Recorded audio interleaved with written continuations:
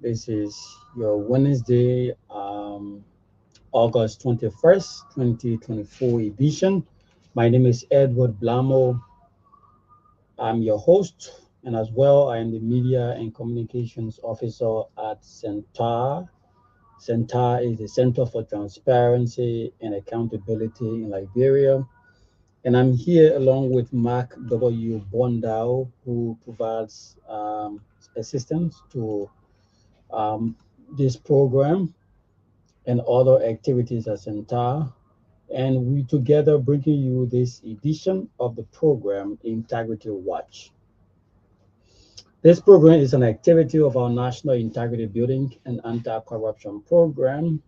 If you do not know, Centar is implementing our 3 years National Integrity Building and Anti-Corruption Program, which is supported by the government and people of Sweden through the Swedish International Development Corporation Agency, SIDA.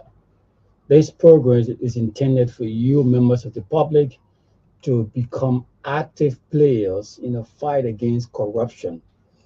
For too long, we've been passive in the fight against corruption. We've been sitting on the fence and just looking and complaining about corruption.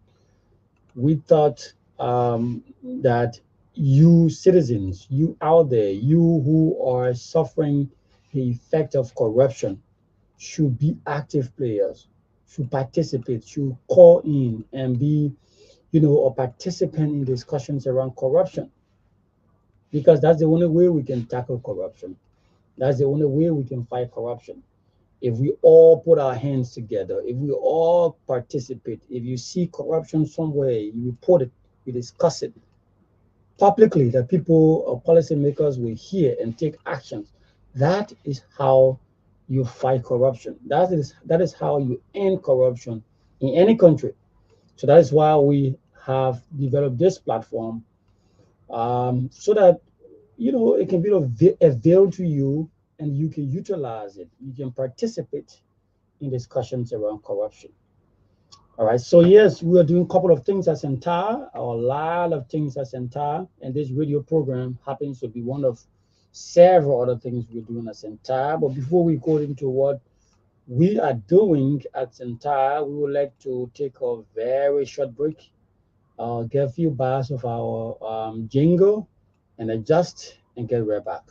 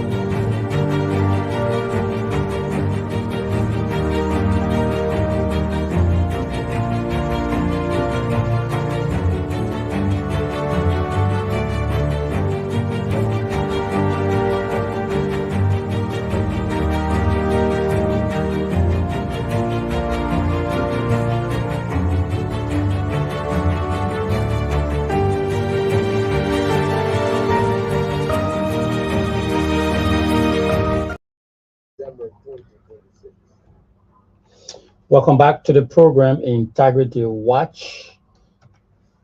As we stated earlier, this program is part of our strategy to have you, members of the public, not just informed about corruption or issues of corruption, but that you can actively participate in corruption related discussions. As you may be aware, Center has several platforms and avenues through which you can reach out and report corruption or seek legal advice around or so many other things. But we'll talk more about those services later on. We would just like to inform you that the National Integrity Building and Anti-Corruption Program is into its second phase.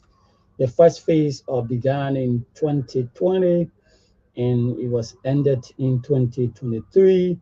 And there was a renewal of that agreement with the CEDA, which is the Partner Funding Centers Program. And what that means is that the program will continue up to 2026. And as part of that program, we are running series of activities, one of which is our Advocacy and Legal Advice Center.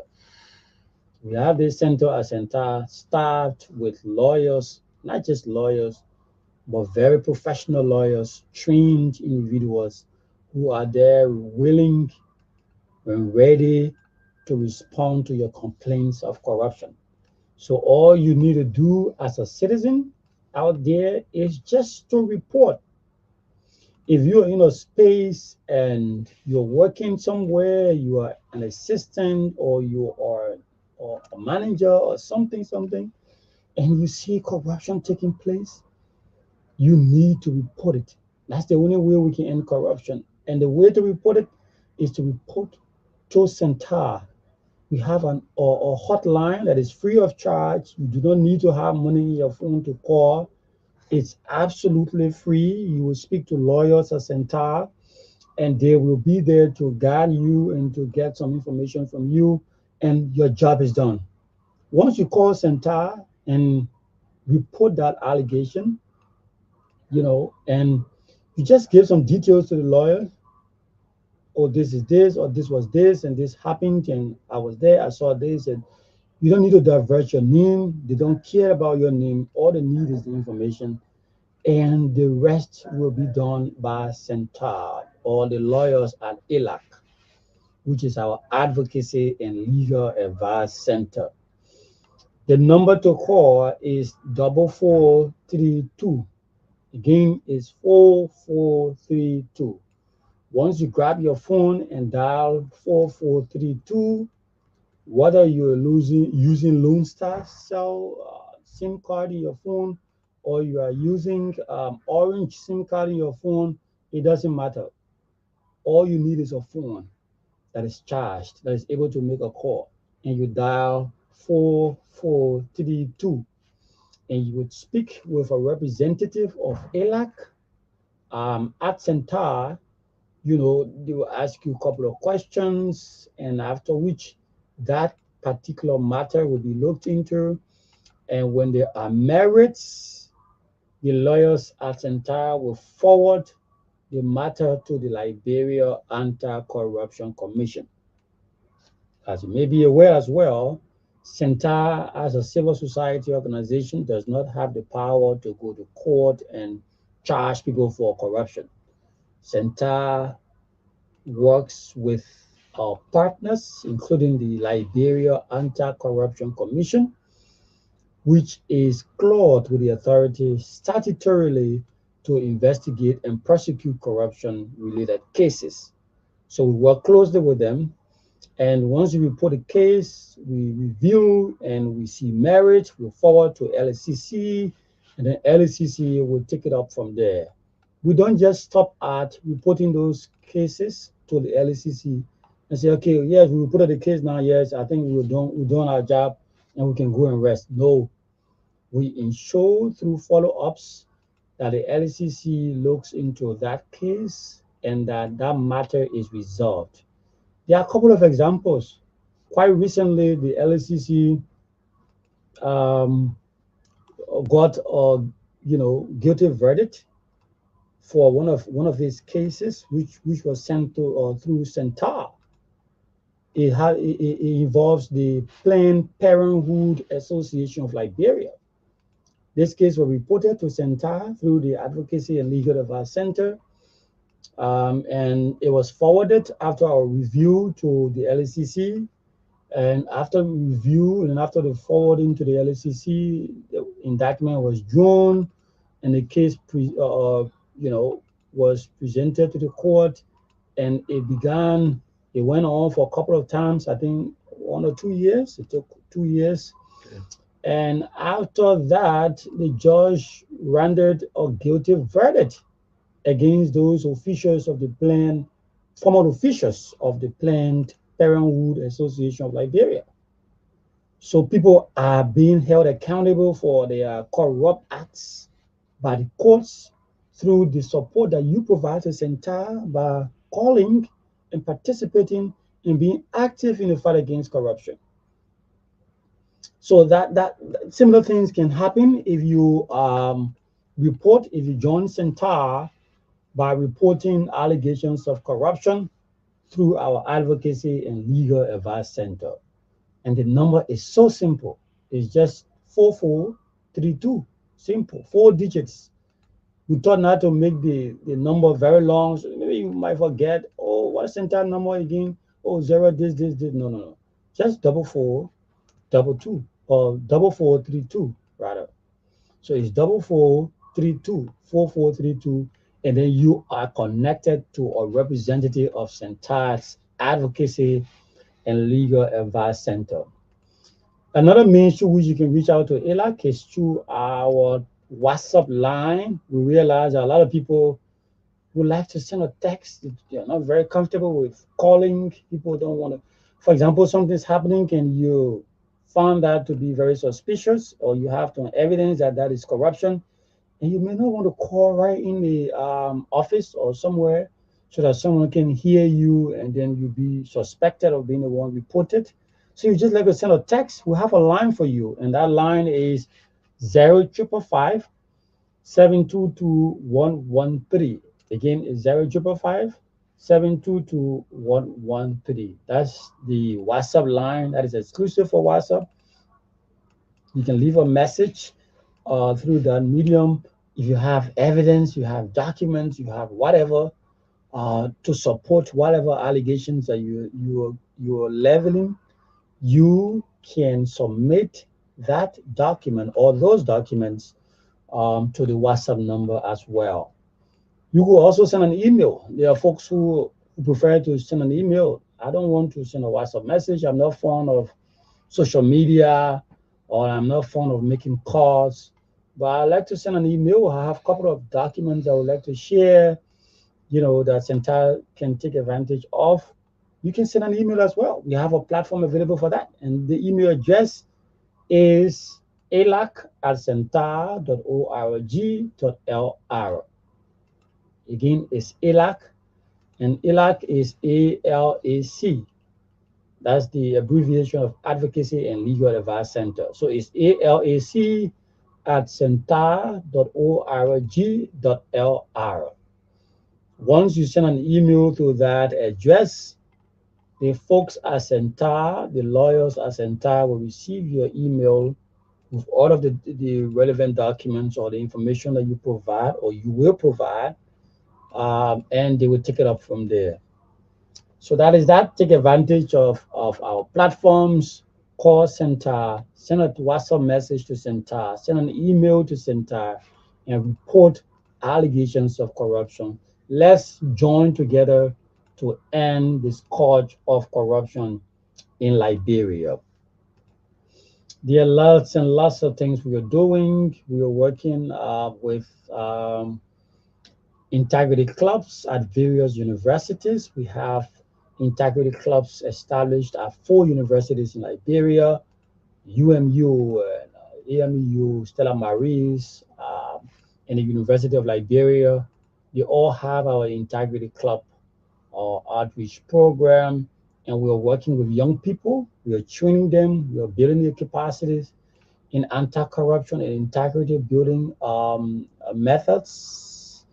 And what we are doing with those young people, we are building them into becoming anti-corruption ambassadors, ambassadors of integrity, because we believe that these people will become leaders of tomorrow. And if they will become leaders of tomorrow, we are of the conviction that they should now have those tenets of integrity, and they should, learn to be honest and be accountable and be they have integrity.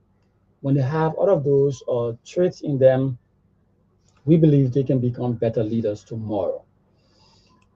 We also are doing budget research and working with counties, service center members, and county council members in various counties through our open expenditure initiative. This program is working to ensure that there's transparency and accountability around public funds, especially the county social development funds. There are a lot of money that goes through a lot of monies that go through the counties through county social development funds and corporate social development funds and a lot of other funds. But we've had a lot of issues in the past of management, mismanagement of those funds, people doing things without the participation of others. Sometimes lawmakers will just unilaterally decide which projects they should do with some of the funds allotted for the county, and we thought this was wrong. So our open expenditure initiative is working to ensure that also there's inclusivity around decisions around the expenditure of those funds. So if you have monies allotted for a county, that money should be made known. The amount of that money should be made known to the people, including the leaders, the local leaders, including the town chiefs, the youth league, the women, and I mean all sector disabled, and everyone should be in a hall, and the amount should be disclosed, and decisions around how it should be utilized should be made right in that hall, so that everyone feels a part of that process and that there is increased transparency, and they can hold their leaders accountable for the utilization of their funds. That are some of the things we are doing through our open expenditure initiative. We have our state of corruption report upcoming, and that report analyzes the trend of corruption in Liberia. It talks about where corruption is high, where it is low, which sector is more prone to corruption, and all of the statistics and data you want to know about corruption in Liberia. You will find all of them in our state of corruption report. In case you are a researcher, you are a student, and you're doing a research around corruption in Liberia, there's no better place to go to get good data, authoritative data, than our state of corruption report. We have it all. It's both quantitative and qualitative. We do desk reviews. We have enumerators out there collecting data, and we do a lot. So you will find everything you need to know about corruption in Liberia right in our state of corruption report. It's available on our website. You can visit www.centar.org.lr. Again, is www.centar.org.lr. And then you can browse through to documents. You'll find previous state of corruption report, including the 2023 edition of the state of corruption report. That is that. We're doing quite a lot that we cannot talk everything here. We will take a very short break. And once we return, we will speak to Randa Makor. Randa is coordinating our civil society activities project, which is supported by the United States Agency for International Development and implemented by the Development Alternative Incorporated, which we are subgrantee to. So Randa is going to tell a lot more about what they're doing with that project. So we'll just take a break and connect Randa and see and start a discussion.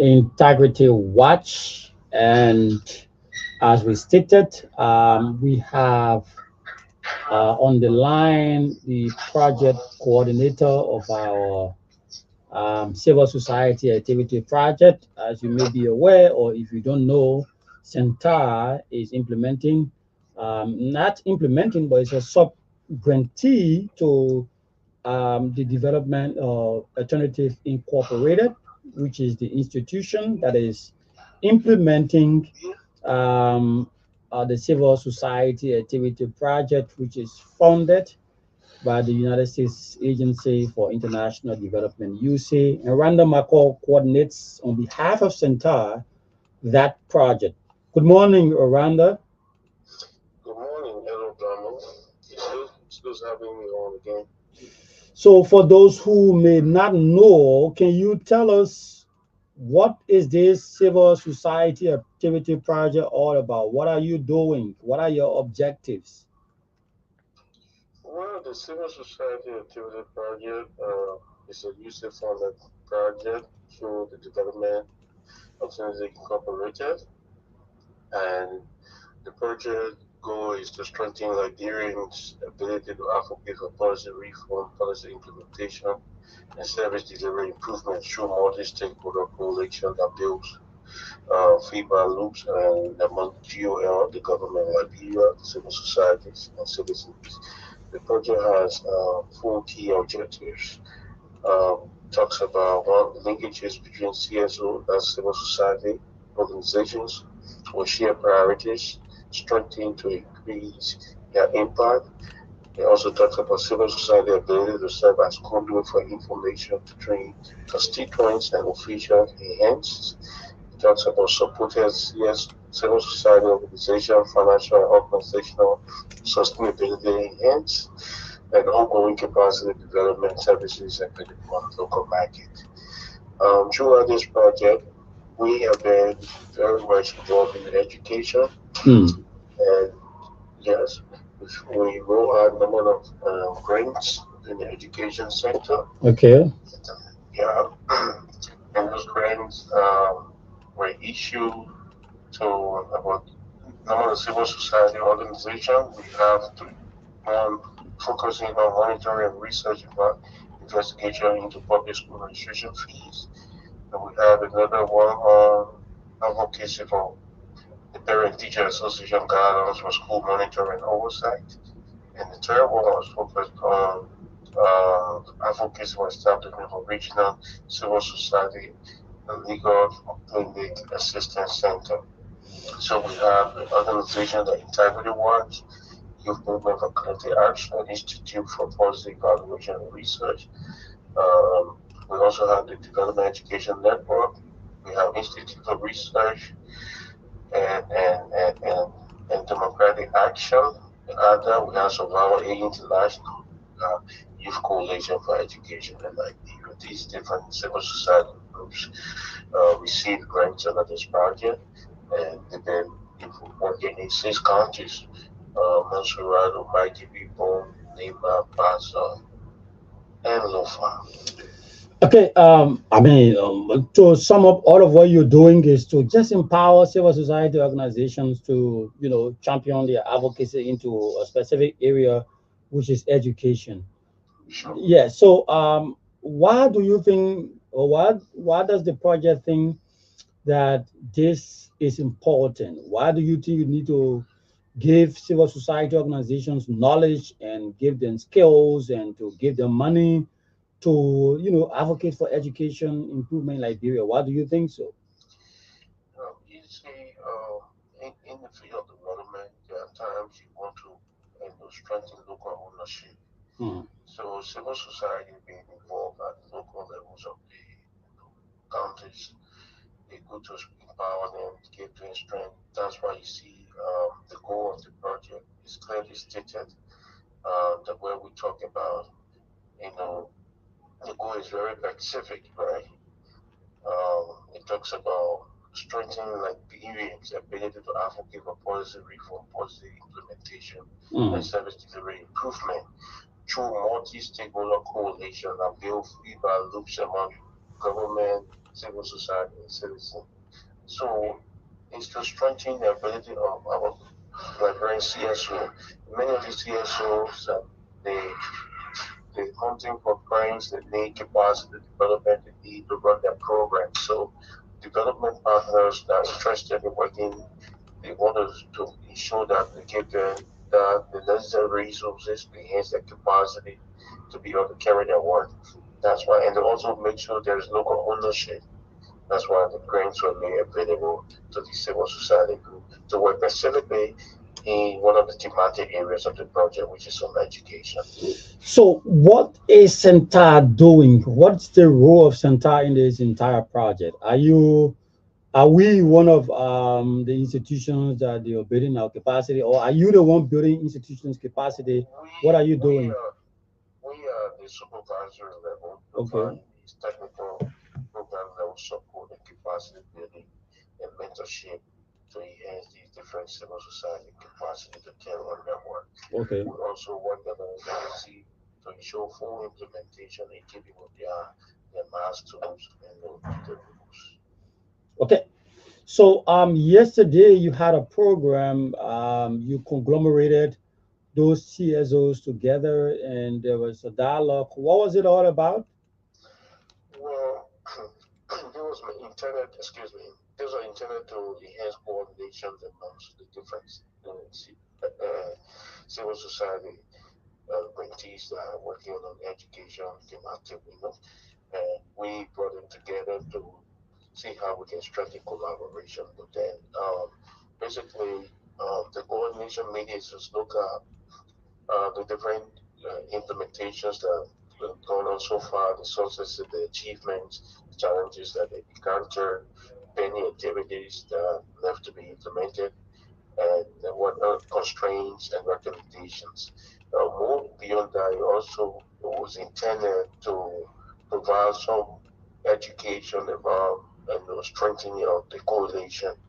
And that's why we have the training um, in different areas. We also train in the area of the media to be able to understand the media, the workings of the media, and to engage with the media at the national level, local level as well. And we talk about um, how we can enhance their capacity in the area of networking, Mm. co-creation, so that we can strengthen their impact. Because working together can can create a more bigger impact, unlike when you are working alone. Especially this project being, an advocacy project, it is important where people come under a coalition so that when they speak on the issue, it's going to be done by the coalition. Mm. So there are going to be a lot of voices coming up under one umbrella to speak on a specific issue that will give it more weight, unlike being alone. So we try to strengthen the network of the coalition, the education coalition that we directly supervising and teaching them on how to build strong network to be able to engage with the public, to be able to do national level advocacy, to be able to fundraise, to be able to sustain even beyond the project lifespan. Okay. So let's know what else you are doing. I mean, for example, what's your plan? Or going forward tomorrow, what are you going to be doing the next week, the next month? Can you give us a gist of what you have as planned? Um, Before we come into that, we're running the issues in education rated program. Okay. And that program, yeah, discusses and disseminates information about issues in the education sector. And we have been more trying to speak out on some of our work, what we have done so far, and highlight some important issues that we implement successes under the project. All right, and we've been able to reach out to the federal counties, discussing around um, the different policy framework that government sign up to, talking about alternative resource mobilization. We know education, the sector has been overly challenging, and other resource, Mm. there's a huge financial, constraint. Every year, the ministry is looking for more money to be able to address issues within the sector. We know those issues. We have been there. Issues around uh, limited trained qualified teachers, poor infrastructure of school. Some of the schools don't have good benches and armchairs. And the issue around proliferation of volunteer teachers. And many of the issues, the ministry has taken some action under the reform, the education reform, a strategic reform, and the process is ongoing. The ministry done some assessment. They know the challenges within the sector. The ministry is standing up. The ministry has outlined several critical focus areas. Again, they talked about there, various education, upgrading that. They also know the issue around the staffing, vocational training, and for teachers, the TVET.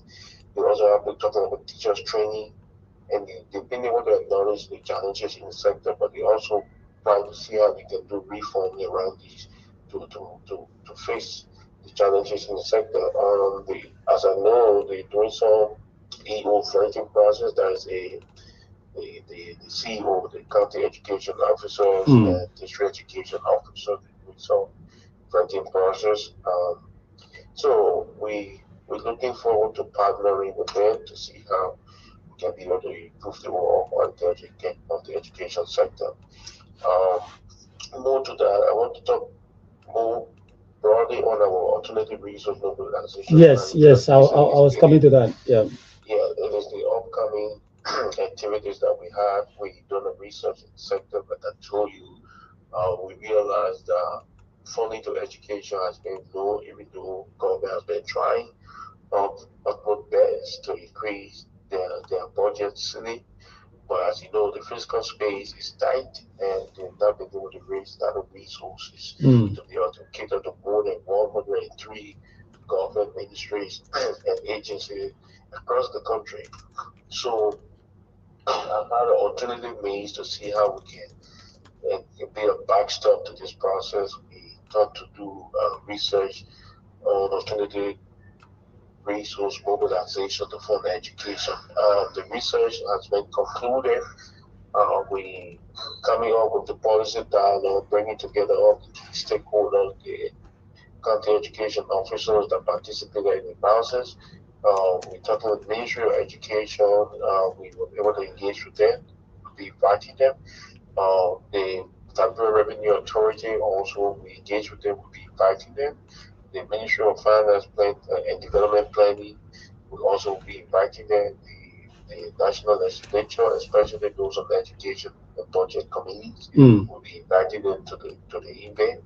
And it is meant to find alternative ways to fund education, same as the rule fund, so Okay. that we'll be able to raise resources and or pool fund, put in an escrow account that will be able to, you know, to augment whatever allotment is coming from central government to the Ministry of Education. Are you Because also considering accountability for those funds? For example, are you considering rigid processes to access those funds, and so that we can avoid corruption or somebody tampering with those funds as most well? definitely, Mm. most definitely, Okay. in fact, some of the things we considering has to do around ensuring better spending priorities. Okay. So if you raising that money, it's not just to just spend it, but to spend it into specific areas. For example, you got teachers training.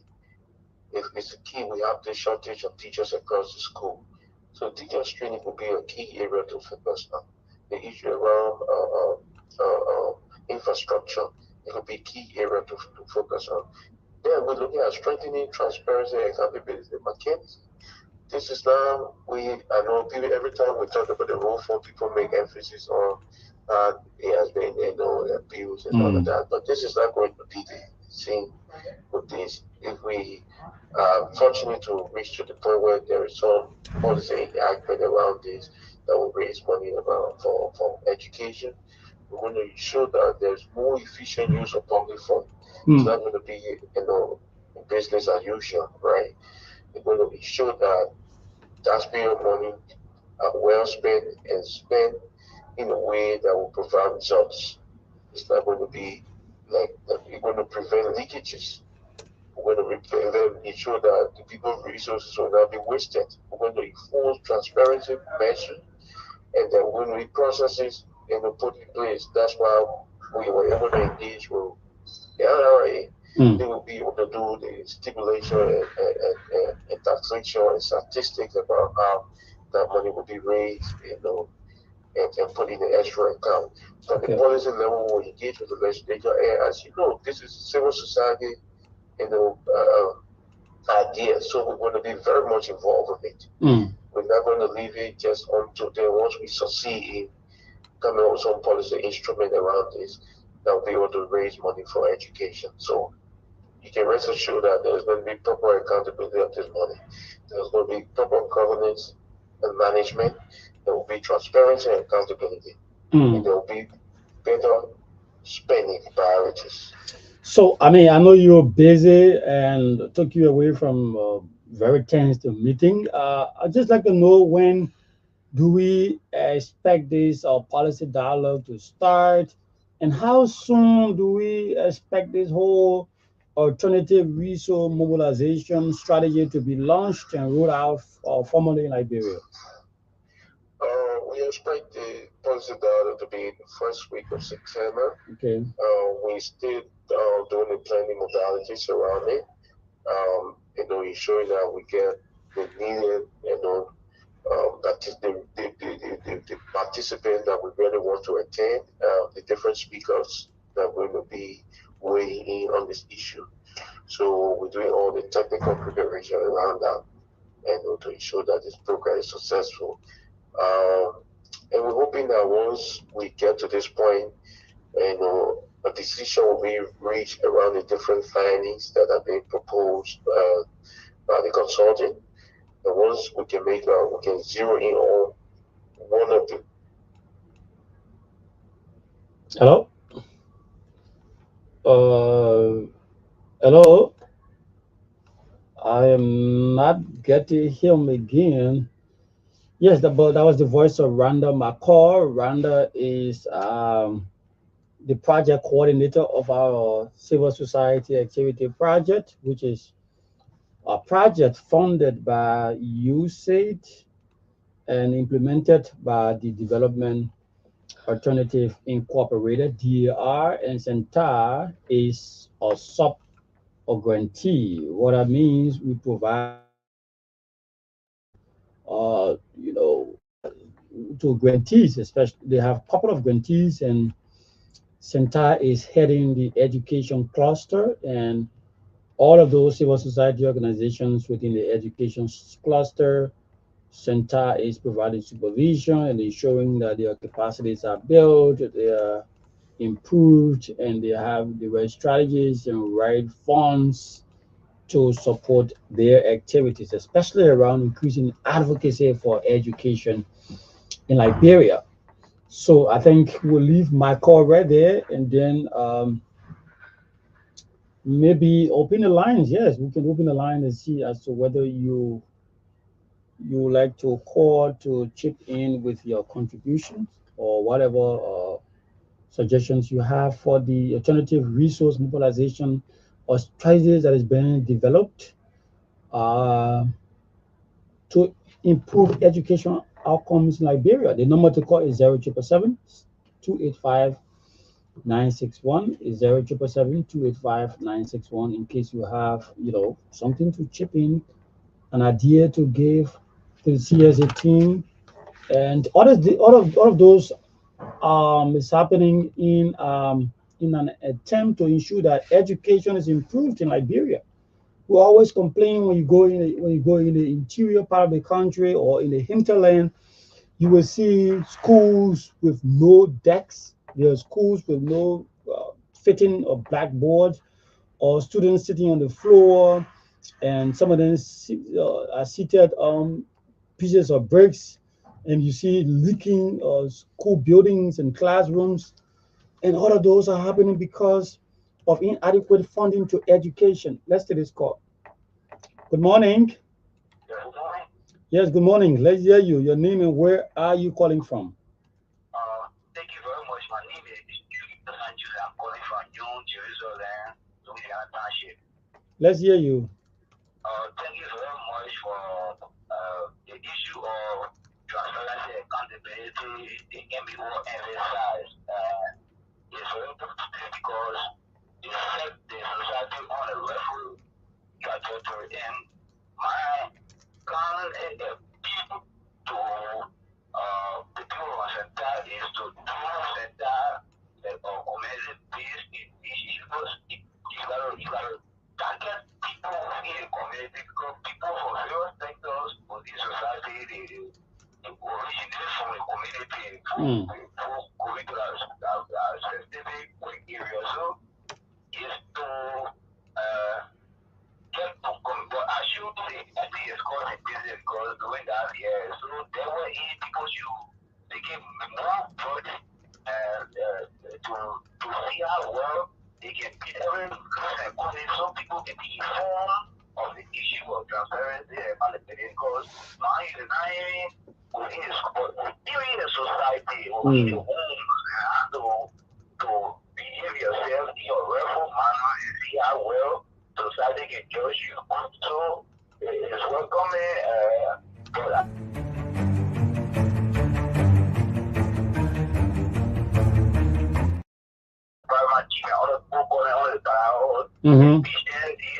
issue of accountability. Okay. Thank you very much, and we are following. Thank you very much. Thank you for your concerns. We will encourage you out there to always give recommendations to Centile. Call in and make your recommendations, and we will accept them. But I mean, you're asking that we get more involved with the communities. Yes, we need to, do more, but we're doing a lot of engagements, community engagements. We have our county few officers in 7 counties. They're in Nimba, Bon County, Riverside, Grand Bassa, Bombing, Wapolu, Montserrado. All of those counties have our county few officers. And the work of those people is to go around in the communities, have dialogues, train those people. They are having community dialogues. They are having stakeholders dialogue on a consistent basis. They are in the classrooms. They are engaging students every day, every time, every week. And all of those engagements are around promoting a culture of accountability and transparency in Liberia. So yes, we're doing a lot of engagements. If it's about us doing more, yes, we can do more. Once we have more resources and we have the capability and the manpower to go out in every community. But we're doing our utmost to ensure that everyone receives the message of integrity and transparency, and that we can have a society that is free of corruption. And that's also why we have this show. This radio show is reaching where maybe our county fee officers may not reach.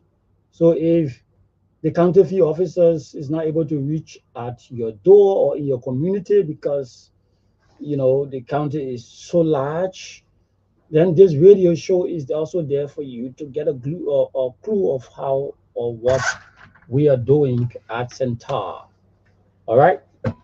So yes, take advantage and always participate. Help us um, to fight this corruption. Because Centaur is done everywhere. We just few people. We are not so huge in number in terms of manpower. So we will be looking up to you to participate and support. We encourage volunteers. For example, at the universities, we have a lot of volunteers. A lot of those are clubbers, the integrity club or folks or the students. They're always around Centaur, they're volunteering, you're carrying those messages in your communities. And all of those efforts are helping in the fight against corruption. So we encourage you out there to join us and tackle corruption so that we all can fight this corruption scourge in Liberia. Before we leave, just like to make a point, and this point is very key. We've been talking about this thing for some time now, and we just like to re-emphasize that under the witness protection law that was passed in 2022, there is a provision for the establishment of a witness protection agency. That agency is there to, design strategies and other to design strategies to protect witnesses of corruption, because people don't often have the courage to stand up and testify in court against corrupt people because they are afraid of retribution.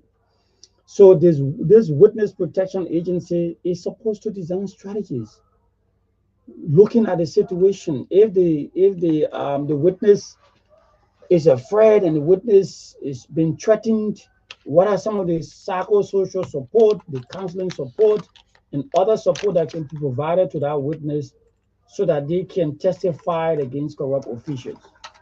All of those things should be done by the Witness Protection Agency. But as we speak, we do not have a Witness Protection Agency, even though we have a witness protection law that has been passed and signed into law by the president. We are encouraging the president to please establish this Witness Protection Agency. It should be headed by a director. It doesn't have to have a lot of people, maybe few people, but it should have a director and other personnel, and it should be funded, and it should be allowed to perform its statutory role. So that's just the call we like to make to the government through the president to ensure that this agency is established. Sadly, that's all the time we have for this edition of the program, Integrity Watch. We will be here next Wednesday at about this time to bring you another edition. Until then, my name is Edward Blamo. I am the Media and Communications Officer at the Center for Transparency and Accountability in Liberia, and I was your host, along with Mark W. Bondao. He's the Media and Communications Assistant at Center. Until next Wednesday, bye-bye.